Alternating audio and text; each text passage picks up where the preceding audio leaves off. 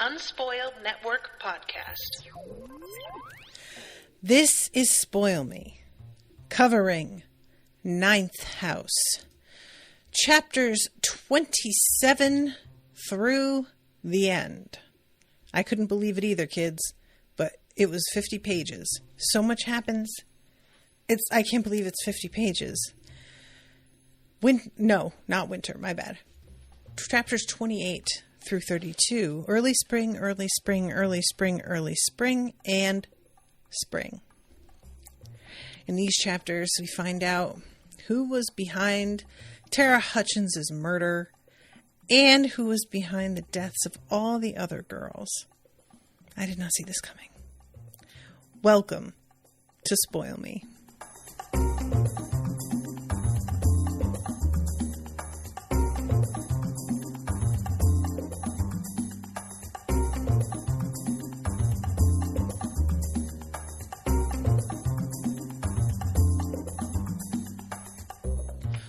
Welcome to the show, everyone. I am Natasha. Thank you very much to Joanna for commissioning this episode.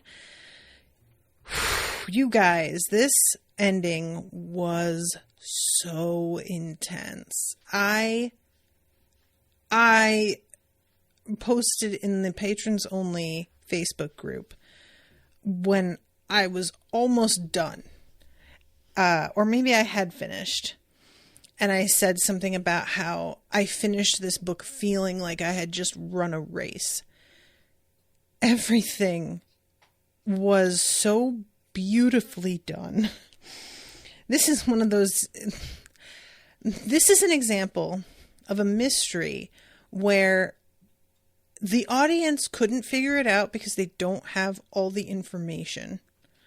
But it's fine because the main character also didn't figure it out. Like, you know what I'm talking about? Because there are mysteries that I have talked about with, like, Agatha Christie especially, who she'll just keep really key details to herself.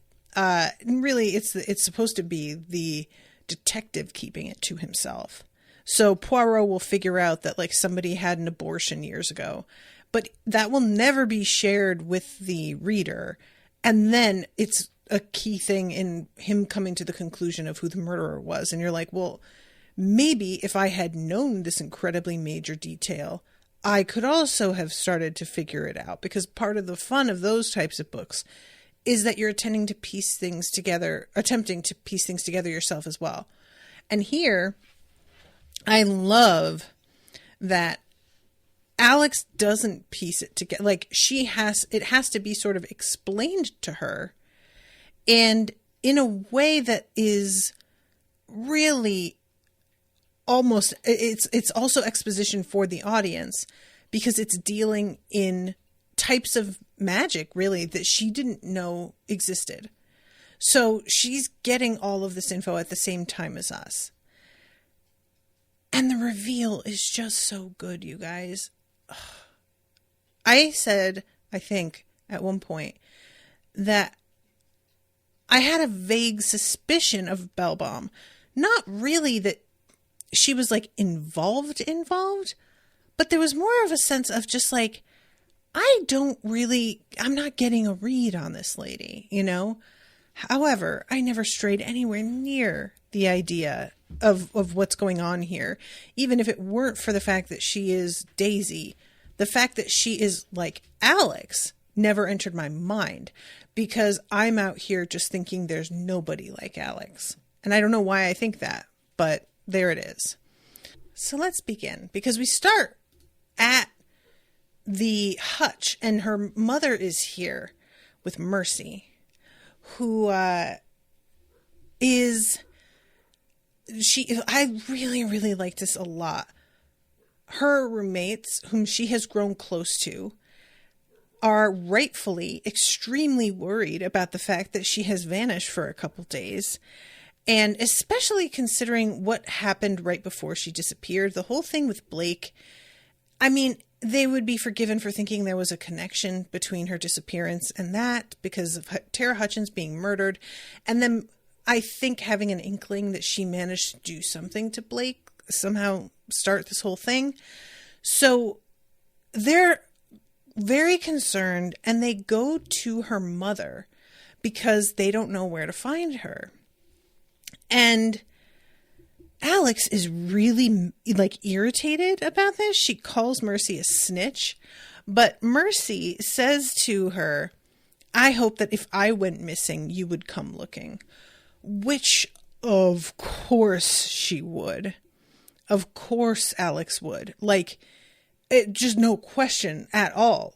Alex went and enchanted a man and made him literally eat shit to defend Mercy and protect her. Of course she'd go looking for her.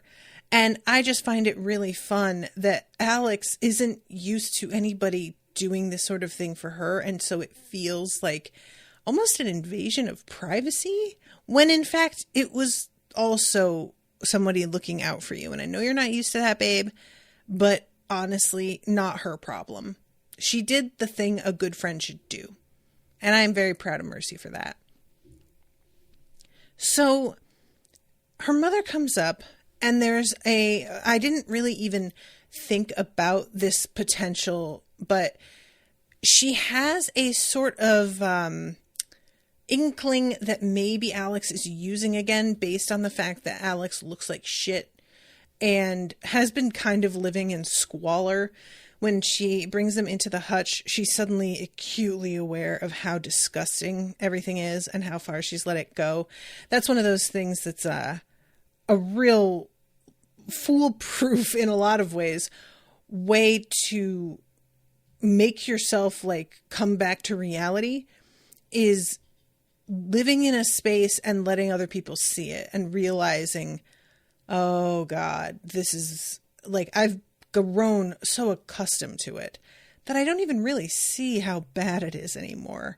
But now that somebody else is looking at it, I am very aware this is really not a good situation.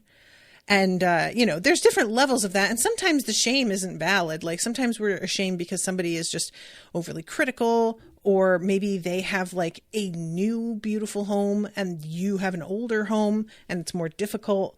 Oh, there's all kinds of reasons why things can go one way or another. But there are times where we fall into a pit, and it can be due to mental illness. It could be due to physical illness. It could be due to sort of just a lack of I was going to say self-confidence. That's not really the word, but you know what I'm talking about. Like not caring for yourself, which can stem from a lot of different things. And once other people begin to take notice and shine a light on it, it can be a good thing for you to be reminded that the standards you're currently holding yourself to are not actually normal, healthy standards. So anyway, Alex is here dealing with the fact that they are cleaning up after her, that they're trying to engage with her, and she really doesn't know how to like handle this. Her mom goes and gets her a new pair of boots, gets her a new pair of jeans. I had forgotten to mention at one point that Alex like cries over a shirt of hers getting destroyed. And honestly, that really hit for me. So I like this. I got you a dress too. I don't wear dresses, but you might. And I was like, I feel like this is going to come up. When she finds out her mom, like she asks her mom, how long are you here for? But she says it in a way that sounds kind of aggressive, and she didn't mean it to. And she asks, can't you stay longer?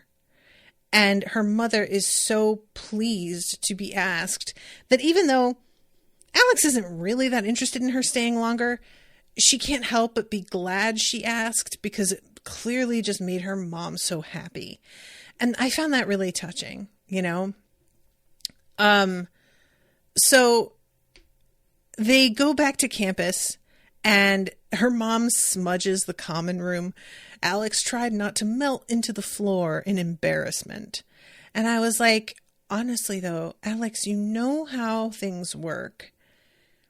And I'm not saying that this is actually effective, this particular thing her mother's doing, but this might not be a bad plan for you personally, you know?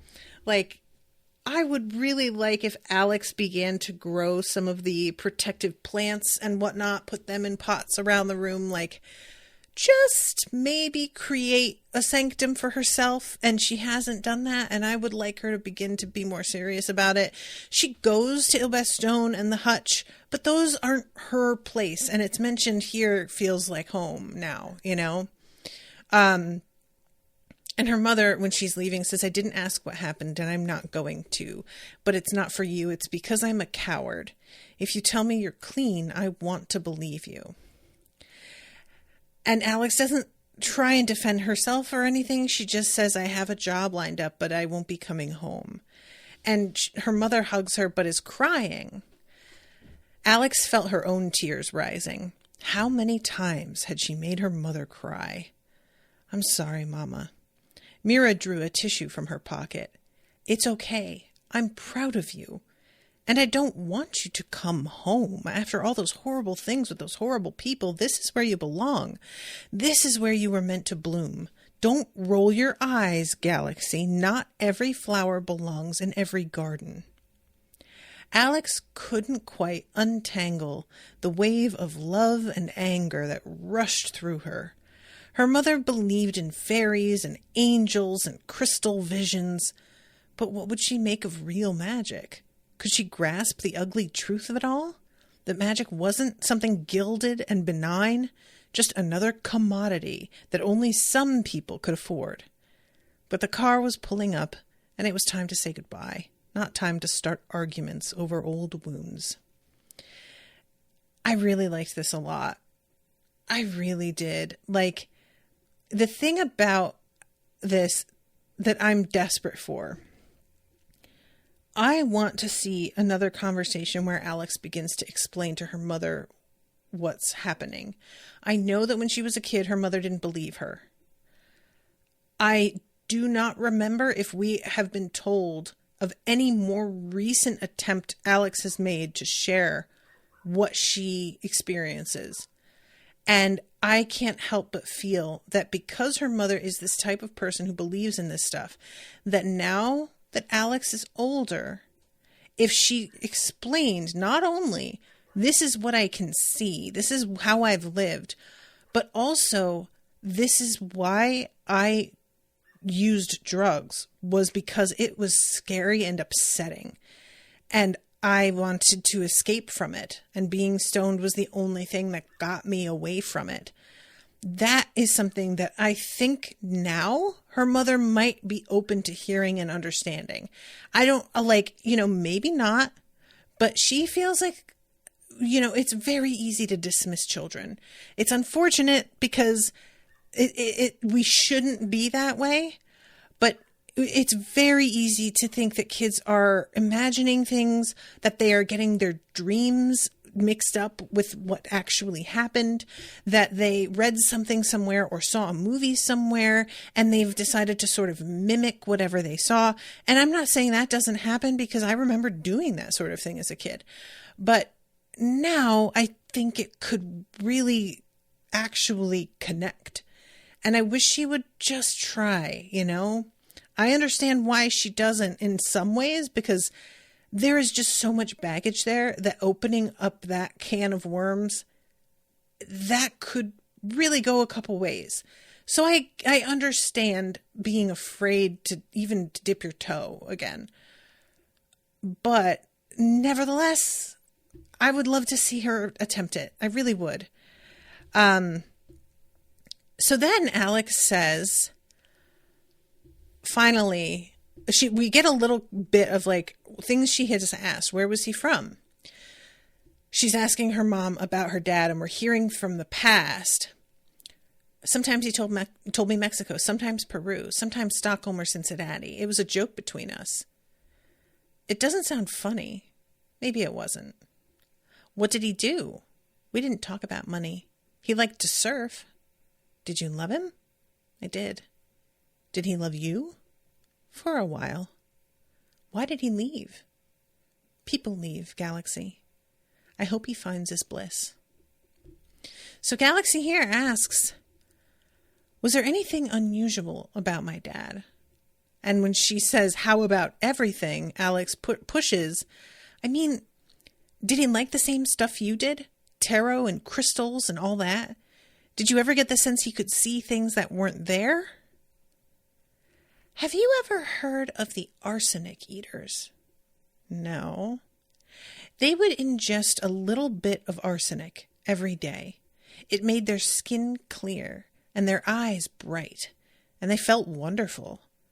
And all the while, they were just drinking poison.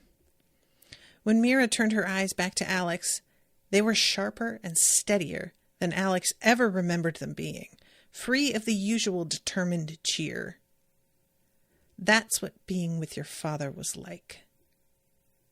Then she smiled, and the old Mira was back. Text me after you see the doctor. Yo, absolutely fucking dying to know what her father was like.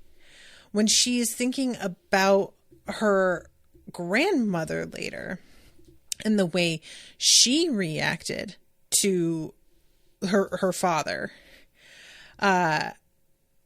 she said, too pretty. He was a bad wind that blew through. Mom told me when she brought my father home, he took one look at my grandmother, turned right around, and never came back. So first of all, if Galaxy's grandmother isn't a wheel walker, she's something. A witch? I don't know. Tapped into something. She fucking spotted him, knew exactly the fuck he was, and he was like, you know what? Bye. I'm good. I don't want that smoke. I don't know. Maybe she might have even had protections on the house, and he couldn't come in. You know? I don't know what kind of creatures exist in this world, because hearing that he was like too pretty and came and left, there's like, was he a demon? Was he the vampire? Also is a thing that I think of because of just the attractiveness quotient, but I don't know. And there's something about the surfing that I have to assume is linked with things. I don't know what that would be, but all of this is fascinating me because I feel like if her grandmother was something and her father was something, that like weirdly came out in the mix, you know? And I also wonder about her mother and whether or not she is aware how strong her own mother was with her knowledge of this stuff. She's called superstitious by Alex, but now that Alex knows more, she's sort of thinking like, maybe superstitious isn't really fair. And I am, you know, there are people who are superstitious without ever having any sort of confirmation that the things they're doing have an effect. And they just keep them up because they take the fact that there's no effect as evidence that it's working. You know, like if I didn't come across a demon and I've been putting salt on my doorstep for 20 years and a demon has never come, I am taking that as evidence that my salt succeeded in keeping the demons away. But with her grandmother, it feels like she is actually like encountering things and doing what she can to get them away. Like the Greys didn't enter her house either. That was a place Alex could go and they wouldn't come in. She knows something, you know. I'm very, very curious. So anyway, very distracted by this whole father question. And the chapter ends with Bellbum asking, what do you want? Safety, comfort, to feel unafraid. I want to live to grow old. I want to sit on my porch and drink foul-smelling tea and yell at passerby. I want to survive this world that keeps trying to destroy me. So then we go to 22. And this whole time, North has been trying to get her attention. And she is refusing to engage with him. She's really frustrated at the fact that he hasn't found Tara. She feels like case closed, Blake killed her, even though she knows in her heart that's not really what happened.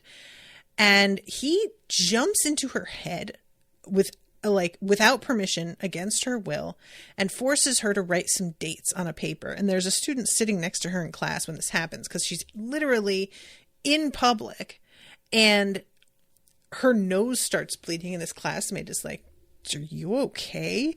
And she has to say, I'm great, but obviously she's fucked up. And she goes into the bathroom and is kind of losing it on him, because the ability to do that, to take her body over without her permission, is a terrifying proposition. Who knows what he could do with that, you know? And she is scared, understandably. So she leaves, and after basically screaming at him and refusing to engage in a conversation, she does another did you find Tara yet? Then I'm not talking to you, and leaves. And she runs into Trip. And this is an interesting little conversation here. I wanted to thank you for, keeping that stuff with Tara quiet. Alex had done no such thing, but if Trip wanted to think she had, that was fine. You bet, buddy. That's crazy about Blake Keeley, though. Is it? Said Alex. Trip lifted his cap, ran a hand through his hair, settled it back on his head. Maybe not. I never liked him. Some guys are just made mean, you know? Alex looked at Trip in surprise. Maybe he wasn't quite as useless as he seemed. I do know. She cast a warning glance at North, who was pacing back and forth, passing through Trip again and again. Trip shivered. Shit, I think I'm coming down with a flu. Get some rest, said Alex. There's something bad going around. Can you imagine just just standing there trying to have a normal fucking conversation and watching a ghost walk in and out of a person, and that person reacting, and you can't tell them what's happening? I just... Oh, Trip, you fucking golden retriever. So she goes home, and the house keeps the bridegroom out so that she's able to be by herself. And she's sitting there, and I really enjoy this moment here. First, she comes in and expects to see Dawes and has to be reminded that, Dawes is with her sister. And she is thinking about the dates that the bridegroom had her write down. And she's like, I want to look into this, but there is a petty part of me that doesn't want him to know that he's got me curious. It feels like giving in. And this is such a petty reaction, but it's so real and understandable to me. When you're annoyed with somebody, you don't want to give them any satisfaction in any direction, you know? Even if you're hurting yourself by doing this, I get it. And I have only recently, in the past few years, started to catch myself when I am doing something for reasons that are truly childish. And I manage to pull myself out of that behavior and be like, bitch, what are you doing? Do you think you're hurting them with this? You're not. But it's a hard thing to catch myself in the first place because it can be so reactive, you know? So she decides to look into this and is thinking to herself, well, if I look into it, he doesn't even have to know about it. And I'm like, oh my God, girl, who cares? So the thing that sort of pushes her too is the fact that Darlington was looking into it. And so she's sort of feeling like I have to, in his memory, do this and continue the investigation. He had clearly started. He was intelligent and he thought this was important. You know what? I'm going to do it. So she's thinking about the first, and she's looking at his entry into this book, the schematic for Rosenfeld, but right above it was a request for something called the Daily New Havener. And she opens it up, opens the book after making the request. The shelves were empty except for a single book lying flat on its side. It was large and slender, bound in ox blood leather, and completely free of dust. So she opens the book and there's a paper in it. The first line read, 1958, Kalina Tillman Wrexham. Heart attack? ? Stroke ? A series of dates followed, coupled with what seemed to be women's names. The last 3 dates on the list matched those North had forced her to write in her notebook. 1902, Sophie Mishkin, Rhinelander. Brain fever? 1898, Effie White Stone, dropsy. Edema? 1883, Zuzanna Marzuski Phelps, apoplexy. 1869, Pauletta DeLauro Kingsley, stabbing. And she's looking at them and she's like, wait a minute, what's happening? Wait. And she's starting to put it together because all of these like murders are occurring in different ways. There was something about the way the dates clustered that felt familiar. The pattern matched the way the societies had been founded. There'd been a flurry of activity in the 1800s, and then a new tomb hadn't been built for a very long time, not until manuscript in the 60s. An unpleasant shiver crawled over Alex's skin. She knew Skull and Bones had been founded in 1832, and that date didn't line up with any of the deaths, but that was the only year she could remember. 1854, Daisy Fanning Whitlock Russell, gunshot. She hadn't seen Daisy's name hyphenated anywhere else. She was always just Daisy Fanning Whitlock. And then she realizes, oh, that's not a hyphenation. Rhinelander, Stone, Phelps, Kingsley, Russell, Wrexham. They were the names of the trusts, the foundations and associations that funded the societies, that paid for the construction of their tombs.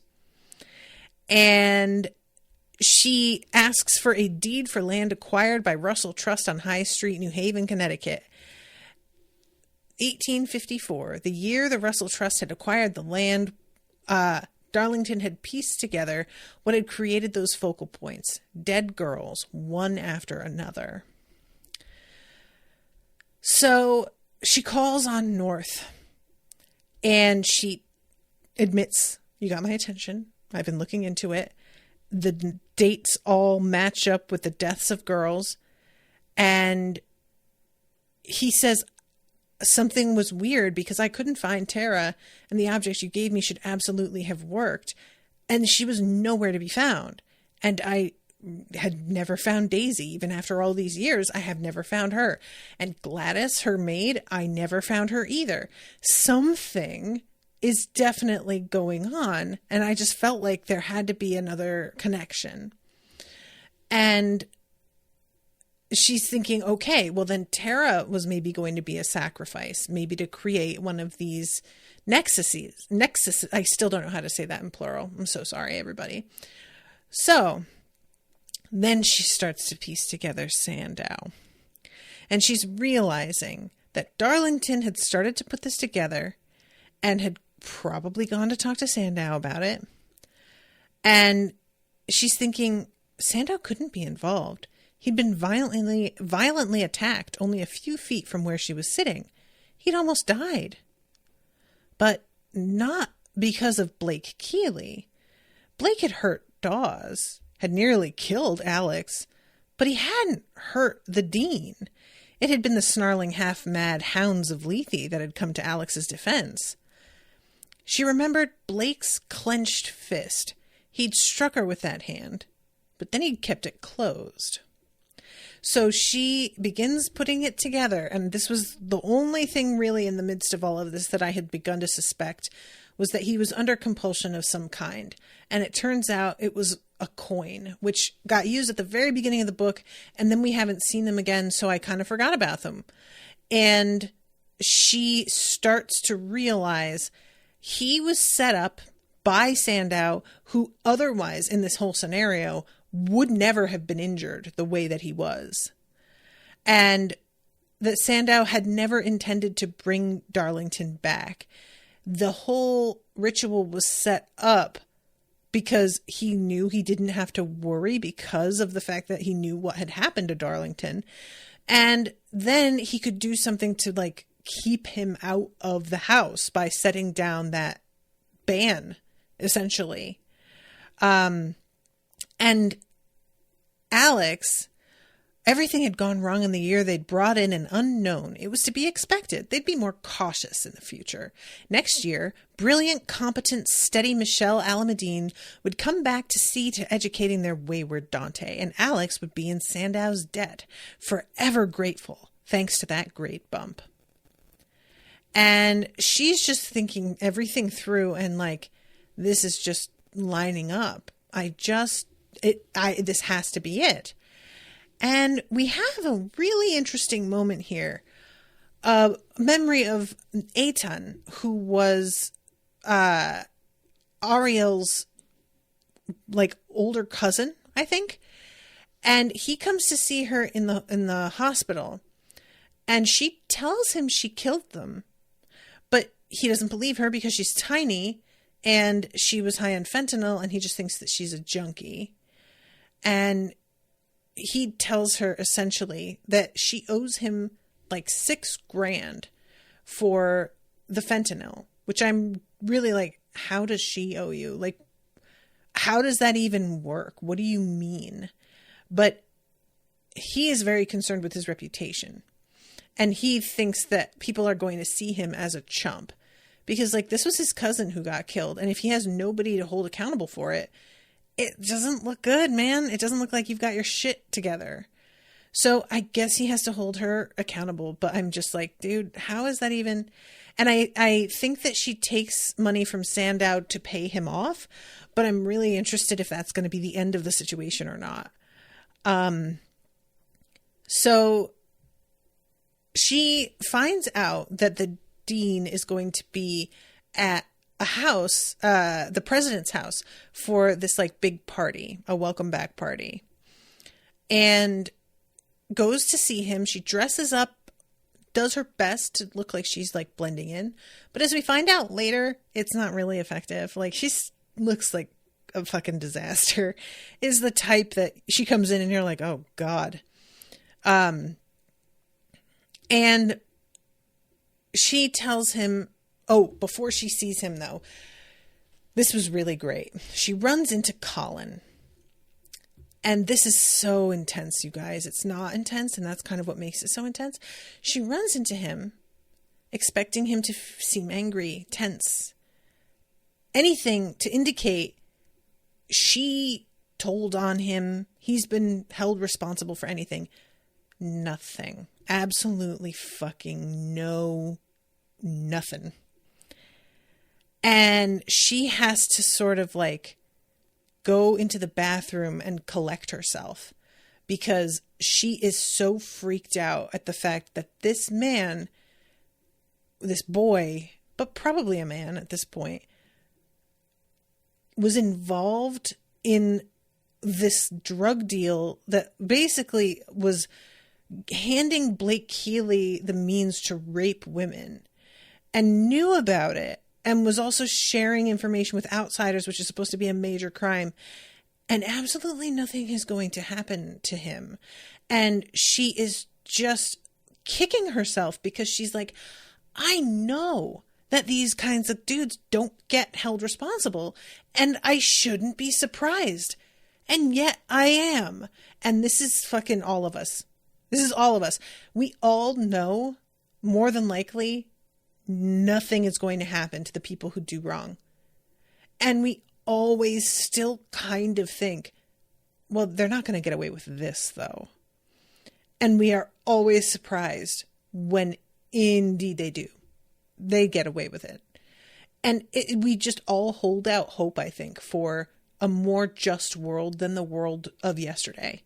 And it just doesn't really work out most of the time. You know? So, okay. So, she goes back in, and she has like used her saliva to make her tattoos reappear, which I really appreciate. She just decides to embrace who she is. And she goes up to the dean and tells him, I was able to find the file you requested, and I thought you would want to know as soon as possible about the land deeds. And he has to be casual and be like, yes, of course, let's go talk in my office. So they go over to, it's not his office, it's some office. And I really do enjoy this moment of her saying, you murdered Tara Hutchins. Sandow opened his mouth, but Alex stopped him with a hand. Don't start lying yet. We've got a lot of territory to cover, and you'll want to pace yourself. And as she's talking, he takes out a pipe and a tobacco pouch and begins filling the bowl of the pipe. You guys, am I alone in this? The instant he's taking objects out of his pocket, I'm telling Alex, go take those things from him. Alex, get those away from him. You are in a house with Lethe that all of your magic is dependent on objects. It's all dependent on items that can fit in baggies and like, Alex, come the fuck on. You think he's not carrying shit around with him for his own protection? Of course he is. But she doesn't pay attention to it. She's very distracted. So she finishes her outlining what she believes happened with Tara. And when she finishes, there's this long pause, and then he just says, "So what?"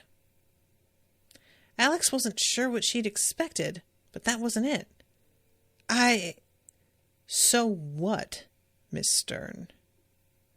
Did they pay you? She asked. I really like this. This is the thing. This is it right here, is the attitude that is absolutely fucking foreign to people who are used to being held accountable. When you are somebody like this, so what, makes total sense as a response. Because, and exactly what proof do you have? What are you going to do? Nothing, because you have no power. And even if you did, there are other people with more who are interested in keeping me where I am. So what? Fucking, like, give her the finger and walk out of the room, basically, is probably what he could have done. And yet, for me and you, ordinary fucking schlubs, if we were confronted with the fact that somebody had figured out we'd killed somebody, we would be panicking. We would be losing our shit and lying and trying to keep it quiet and being like, don't talk about it here. And, well, you don't understand. There was a good reason. Like, defending ourselves, he doesn't have to. It just doesn't matter.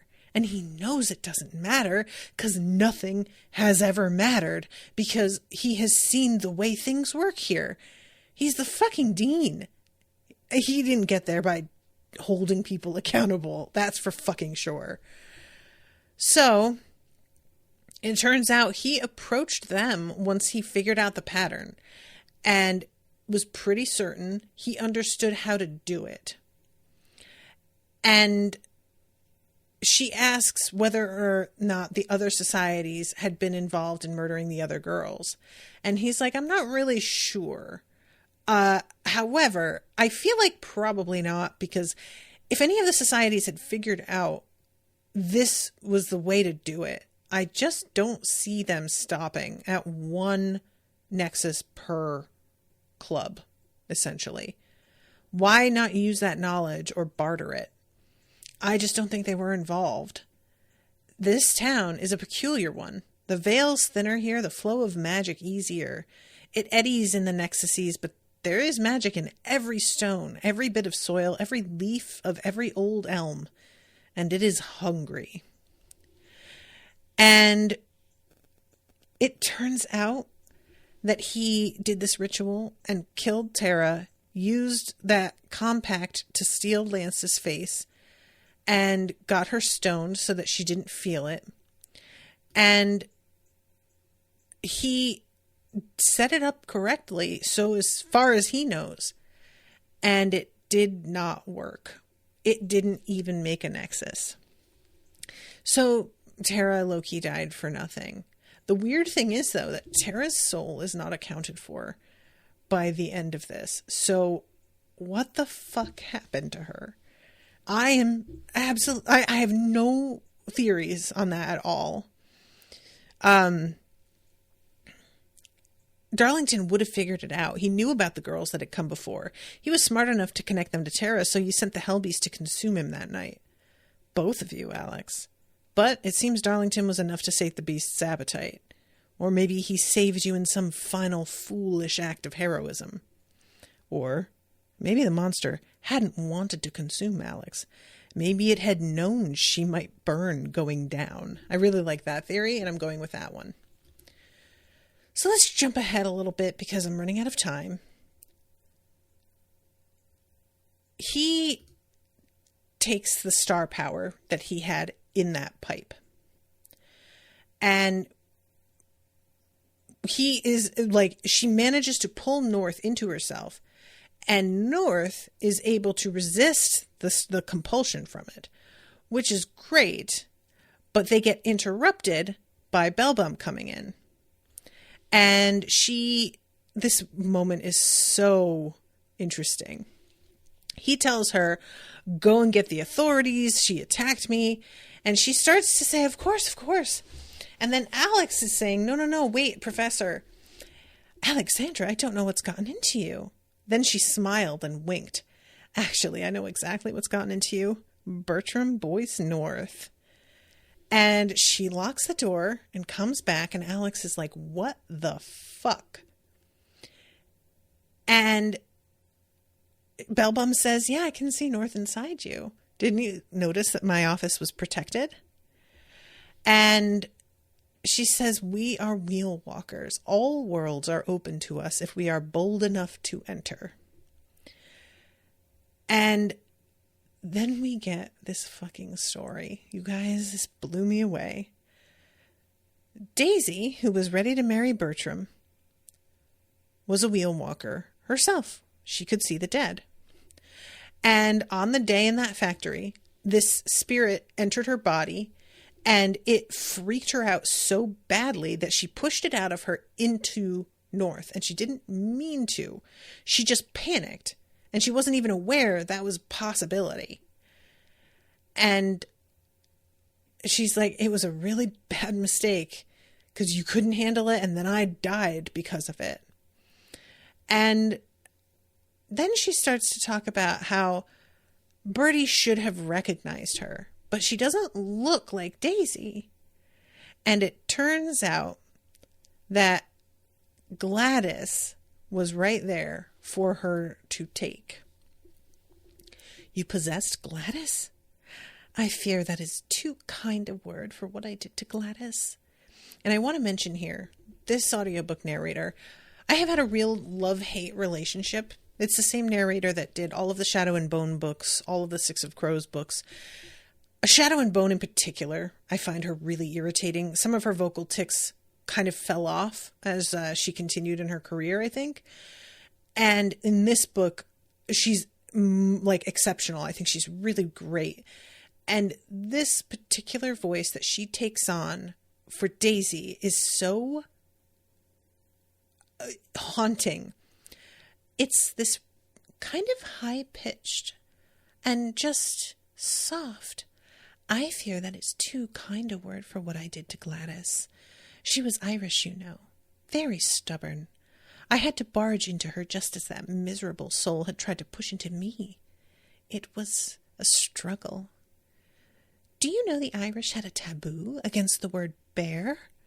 No one knows why exactly, but it was most likely because they feared even saying the word would summon the creature. So they called it the shaggy one, or the honey eater. I always loved that phrase, the honey eater. I ate her soul to make room for mine. She clicked her tongue against her teeth, surprised. It was so sweet. I was no ordinary girl, and I'm no ordinary Gray. My new body had to be sustained, and I had the means to do it. You already know you can let the dead inside. Have you never wondered what you might do to the living? Yo, what the fuck? And like, it's really interesting because Daisy threw the spirit into North, and she says, I didn't even know I could do that. So like, I am going to accept that she also wasn't totally sure she could take over Gladys's body either. And this was just a fucking experimental thing, and that happened to work out. So it's not like Daisy is this fucking experience. Like, she doesn't know a ton more than Alex. What she knows, she learned by accident in the heat of this emergency situation, which means that there may be a lot more left that Alex doesn't know about. And I'm really curious what else Alex may be capable of. And when Alex is like, why did you stay here? It turns out she can't leave. The magic here in New Haven sustains her. And so there's no travel, there's no seeing the world, which that's pretty tragic in its way, that like even after doing all of these things to stay alive, she doesn't really get to live the life that she had thought she could live, you know? It doesn't get her where she wants. It sort of reminds me of Sandow killing Tara and then the Nexus not forming. All of this horrific shit you did, and it doesn't even really get the result you wanted. And what was the point, you know? So then Alex is like, so why didn't you eat Tara's soul? And she's like, oh, well, I had a different plan. And Dean Sandow realizes she means Alex. I love this. Bellbaum's glance was cold.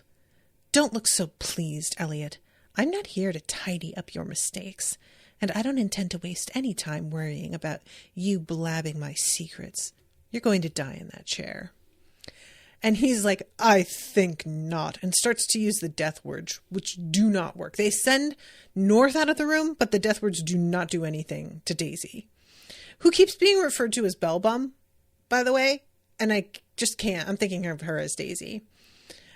So she holds her hand out, and she eats his soul, and she describes it as soul like a mealy apple. Honestly, this is one of those moments. Alex says you killed him. Did he really deserve better? Men die, Alexandra. It's rarely a tragedy. This is one of those moments where, like, Dean Sandow got exactly what he deserved. And I can't quite enjoy it. You know, like, it's a part of me does. And another part of me is like, what the fuck? And then she starts to do, you know what it is to carve out a place in the world, to have to fight for your life at every turn. You can't imagine how much worse it was in my time. And Alex stops her and is like, you don't get to turn this into some kind of feminist manifesto. You forged your new path from the lives of other girls, immigrant girls, brown girls, poor girls, girls like me. And here's a moment that I love so much. So, not even a moment, just this concept. So, Leigh Bardugo, I'm going to do her the courtesy of assuming that this is all on purpose, because I just feel like it has to be. But this entire book has been about the way that men use power, the ways that they oppress women, the ways that women are incidental to their greater plans, and whether those men are actually hugely powerful or low-level scumbags like Len, or, you know, anywhere in between, they still are the ones that sort of like create the situations that women have to live within and make the best of. And all of that is 100% true. And I found it kind of fascinating that all of these guys have been white for the most part, except for some of the guys that Alex dealt with at Ground Zero. Unclear exactly what nationality they are. And then we have Detective Turner, who's like pulled into it all via a bribe. And he's the lone black character, I think, that we have met in all of this. Correct me if I'm wrong. And it just sort of like got my attention that like he is inadvertently supporting this like huge fucked up system, not because he isn't complicit and agreeing to do so. Like he knows he signed up for something shady, but he isn't aware of the extent of it and doesn't quite even know what he signed up for. Not really. They don't give him the information because why should they, you know? And all that for me really works as like a greater metaphor for the systems of the world. And then at the heart of all of what's been happening is a white woman. She is the one who has been creating the power the men are drawing on, and they aren't even aware that she's responsible for it. She's living amongst them, part of this school, surrounded by these guys who have no idea that she is the one who has set this all in motion.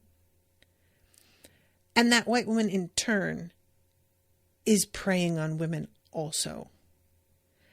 And this is a very real thing that I think a lot of women don't like to think about. Yes, men have the power. Like, as a rule, the patriarchy is called what it is because it's the men who have the power.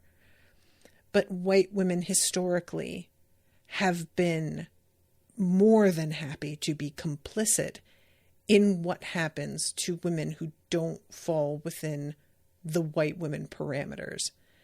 And you can see the evidence of that literally everywhere. I mean, the suffragist movement is a really good example because that was white women fighting for the vote, fighting for equality for women, but only white women. They built their whole manifesto basically on, aren't you afraid these blacks are going to start to outvote you? Don't you want us white women to help keep those blacks in line, basically, was like the way it worked. And even in a smaller sense, but no less high impact, really, this is something that I recently learned about in my neighborhood. I live right near Sherman, Texas, and there was a man who was really famously, horrifically lynched, and his, the location of the lynching, somebody has recently been trying to push for a memorial plaque to be put up. And there has been a lot of resistance. And the reason that he was lynched was really because he owed, a white man owed him a debt, and he came to collect it, and the man didn't want to pay. So this man's wife made it up, and I just truly believe that's what happened, that this man raped her. And she creates this entire fabricated story about this rape. And on the day that this man was allegedly going to go to trial for it, which of course we know that was never going to work out for him anyway. But on that day, she showed up at the courthouse on a stretcher, supposedly like recovering from her horrible injuries. And this sort of inflamed the crowd and created this mob, which resulted in the entire like black business section of the city being burned down and this guy being killed. And I found this out like about a week ago, and I kept going back to this woman who created this lie and really was like, in her way, the nexus of everything that happened. Over the debt was something like $6, and it resulted in half the town being burned down. And this just really works for me. This white woman who has been thriving on the stolen lives of women lower on the social tier makes sense. It completely makes sense. And that we get this amazing moment where she starts to try and eat Alex, and she feels herself like connecting with her. Helly had been sunlight. North had been cold and coal smoke. Bellbaum was teeth. What a great line. And she is feeling all of these memories come rushing back because they're being basically like pulled out of her. A woman leaned over her crib, reaching for her again and again, her hands passing through Alex's body. She wept, silver tears that fell on Alex's chubby arms and vanished through her skin. Excuse me? What? Who is that? Then we go to Helly. She slid the 9 of Wands from a tarot deck. Alex already had a card in her hands. No way I'm getting that inked on me, said Helly. Let me draw again. And we know Alex drew the wheel, which it turns out as a wheel walker makes some sense. So that's what she got tattooed. For those who are interested, I looked up the Nine of Wands and the meaning of it. And it is basically, you are being put through the ringer. You are struggling. And every time it feels like you have succeeded, another obstacle gets thrown in your way. But please, please, please have faith that it will pay off. And I know you're tired and I know it feels thankless right now, but it's all leading to you getting where you want to go. It's just taking longer than you want and it's harder than you want. And it's so sad to think about that card and how Helly rejected it. And it feels very like, if you take that card as literally as it is, Helly being like, I don't want it to be this hard. And that's sort of what made her turn around and go back to the party, even though she knew she was going to be in danger. She was going to suffer. But she was so afraid of being homeless again that she decided to risk it rather than wind up out on the street, because she just couldn't suffer that kind of setback again. And how that card was all about, no, seriously, hang in there. It sucks. You will be homeless again, but please stick with it. And she couldn't. And I don't blame her for that. We're not talking about like, oh, you know, you're going to like have a struggle with being able to pay your rent and you're going to have to eat ramen for a couple of weeks to make ends meet. We're talking about not having anywhere to live. Like, that's a big ask. And that just kind of hit me when I looked at it, like, because that feels like Helly, it could have, her and Alex could have made it work. And the way she was sort of like shitting on all of Alex's plans for their future, it makes sense. She had kind of gotten fed up with this constant struggle, you know? And that's what happens, man. Honestly, I haven't struggled like these girls have, and I'm fucking tired. Like, come on. And one by one, Alex felt the memories plucked away like threads. And all of a sudden, she's trying to think, and she's like, you know what? I'm going to fucking do this. I am going to open up. I've been trying to hide and make myself small. And I love this moment. She'd thought of herself as a survivor, but she'd been no better than a beaten dog, snapping and snarling in any attempt to stay alive. I love that, especially in light of like Tucker being like, why do you always have to come out swinging? Or Turner, sorry, not Tucker. You know, asking why you got to have this attitude. And yeah, I mean, and again, no, I'm not blaming her. So she feels all of these grays and they are flooding toward her. This is amazing.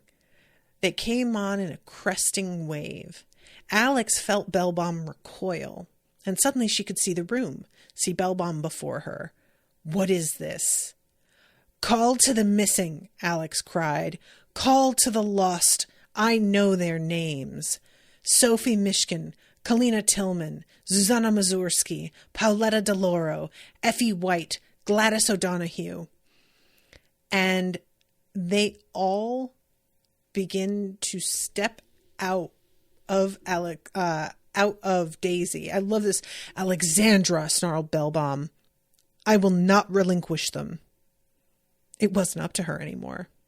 My name is Galaxy, you fucking glutton. The word glutton is often used in a really like fat-phobic, derogatory sort of way. But this is the time to use the word glutton.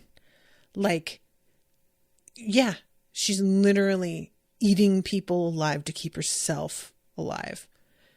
Ew. So each of these girls comes out, and then we have fucking North stepping in. She's not a monster. And he's trying to say, leave her be. And all of the girls are like, no.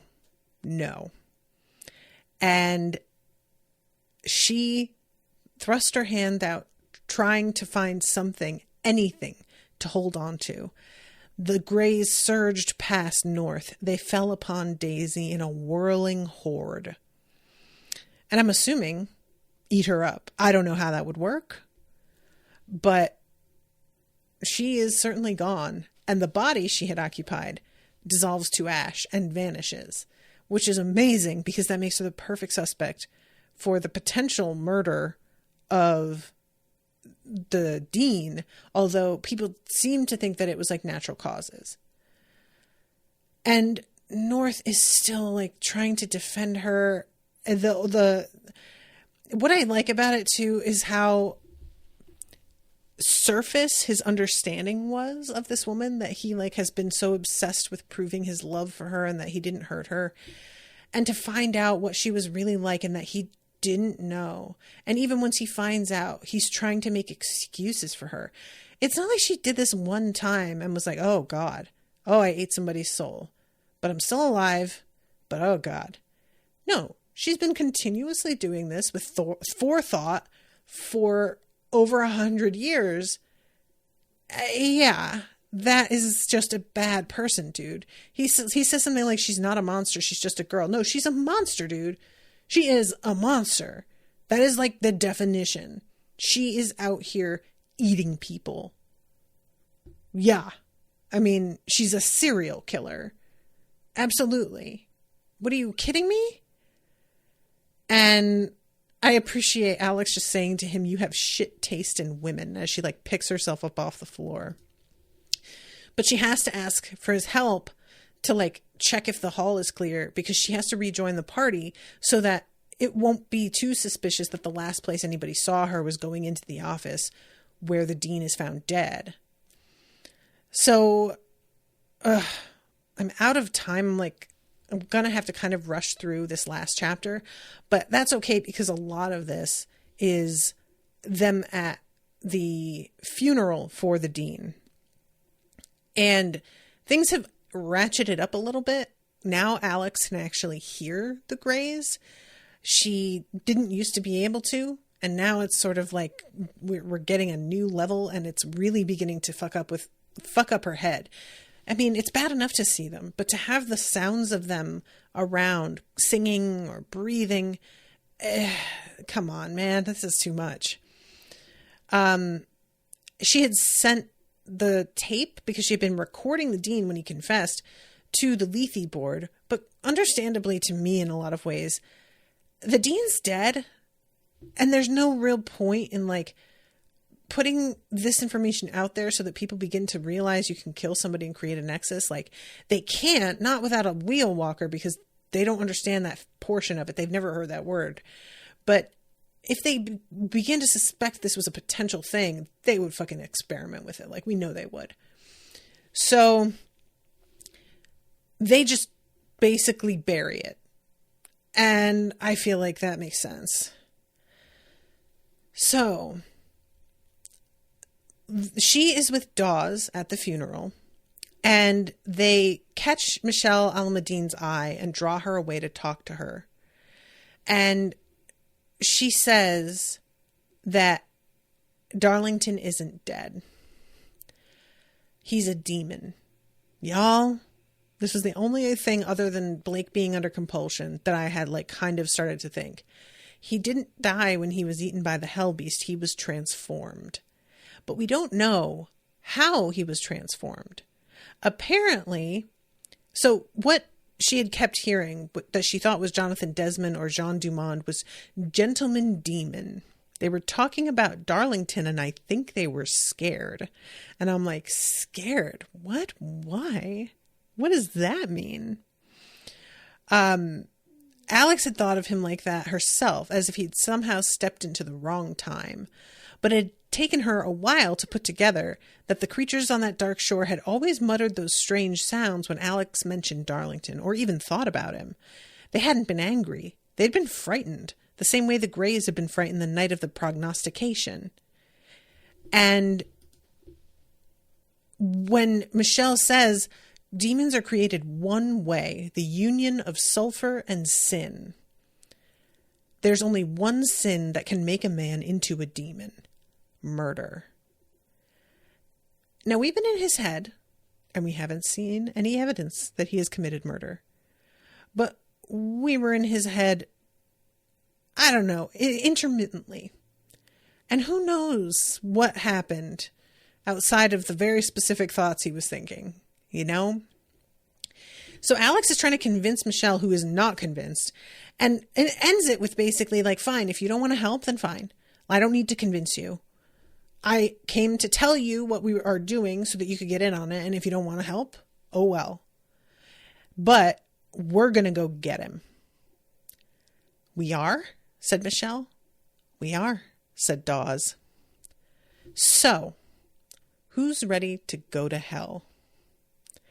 And that is how the book ends. And considering the next book is called Hellbent, I think I can guess where we're going. I'm very excited. What an ending. Loved this book. I'm way over time, so I have got to go. But thank you again so much, Joanna, for commissioning this. What a delight. I can't wait to start the next one. And until next time, toodaloo, motherfuckers.